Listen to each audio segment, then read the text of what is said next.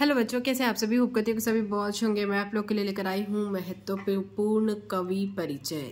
जी हाँ, ये कवि परिचय लेकर आई हूँ मैं आप लोग को के लिए, जो कि आपको 2025 के एग्जाम में 100% गारंटी है कि इसमें से आपको पूछना ही पूछना है, मतलब आएगा ही आएगा।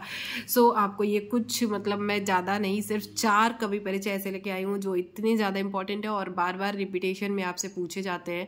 और आपको पूछा क्या जाता है कवि परिचय में, मेनली आपको लिखना होता है 2 रचनाएं, भावपक्ष और कलापक्ष, साहित्य में स्थान, मतलब अधिकतर ये आपको पॉइंट दे दिया जाता है कि आपको लिखना होता है। और नहीं तो फिर सिर्फ उनका परिचय पूछता है कि कवि परिचय आप बता दीजिए, तो वो आपको अपने अकॉर्डिंग यही हेडिंग डाल डाल के मतलब लिखना होता है। ठीक है, अब मैं आपको बताऊंगी कि और मतलब कौन कौन से हैं ऐसे कवि परिचय जिसे आपको याद करना है, मतलब कंपलसरी है कि उसमें से आपको 100% आएगा ही एग्जाम में। ठीक है, तो चलिए देख लेते हैं। और इसके पहले कि मैं आप लोगों को बताऊं, उसके पहले मैं आप लोग से रिक्वेस्ट करना चाहूंगी कि वीडियो अगर आप लोग के लिए अच्छी लगती हो, आप लोग को अच्छी लगती हो, आप लोग के लिए हेल्पफुल हो, तो प्लीज़ वीडियो को लाइक कीजिएगा और दोस्तों में ज़्यादा से ज़्यादा शेयर कीजिएगा। तो चलिए बताती हूँ कि आप लोग को लिखना क्या क्या है। तो 2 रचनाएं, मतलब लिखना नहीं, याद करना कंपलसरी है कि 2 रचनाएं जो कवि मैं बता रही हूँ उनकी कम से कम आपको 2 रचनाएं याद होनी चाहिए। और उस बाकी भावपक्ष, कलापक्ष और साहित्य में स्थान, ये आप अपने मन से भी लिख सकते हैं। अगर आपको नहीं आता है तो मैं आपको बता दूंगी।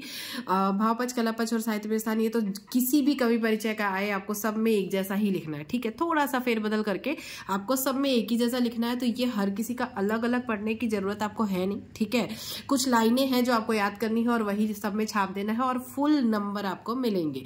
सिर्फ आपको रचनाएं याद करनी है, क्योंकि भाई रचनाएं सारे कवियों की अलग अलग होती है, तो उसमें हम मतलब किसी और का किसी और में नहीं डाल सकते, तो इसलिए रचनाएं आपको याद होनी चाहिए, वो भी सिर्फ 2-2। ठीक है, तो हमें कौन कौन से कवि परिचय पढ़ने हैं देख लीजिए।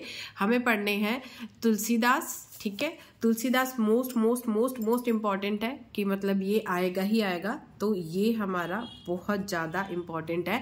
फिर हरिवंश राय बच्चन जी, इनका भी हर बार पूछा जाता है, कभी एक आध, जैसे अभी 2023 में पूछा था, 24 में नहीं पूछा था, तो इनका भी ये हरिवंश राय बच्चन जी का भी बहुत ज़्यादा इंपॉर्टेंट है। तो इन सब की आपको क्या याद करनी है, जैसा कि मैंने आपको बताया कि सिर्फ रचनाएं, वो भी 2-2 रचनाएं। ठीक है, तो सिर्फ आपको इनमें इनकी 2-2 रचनाएं याद करनी है, और बाकी तो भावपक्ष, कलापक्ष, साहित्य में स्थान, ये सारी चीजें आप मतलब भाई इनके माँ बाप का नाम तो आपको लिखना नहीं है, वो मैं आपको बोल ही नहीं रही हूँ लिखने के लिए, नहीं तो सबका अलग अलग याद करना पड़ेगा, तो वो आप छोड़ दीजिए। आप सिर्फ रचनाएं लिखिए, भावपक्ष और कलापक्ष लिखिए और साहित्य में स्थान, इसमें आपको फुल मार्क्स मिल जाएंगे। तो हरिवंश राय बच्चन का याद करना है आपको, सूर्यकांत त्रिपाठी निराला जी का याद करना है और रघुवीर सहाय जी का याद करना है, जो कि आने के चांसेस काफी ज्यादा है इनके। ठीक है, तो ये 4 महत्वपूर्ण कवि परिचय है जो कि बहुत ज्यादा इंपॉर्टेंट है, आपके एग्जाम में आने के बहुत ज्यादा 100% चांसेस है कि इनमें से एक ना एक तो आना ही आना फिक्स है। सो वीडियो पसंद आई होगी तो वीडियो को लाइक कीजिएगा, शेयर कीजिएगा, चैनल पर नया है तो प्लीज चैनल को सब्सक्राइब करना बिल्कुल भी ना भूलिएगा। Thank you, thanks for watching.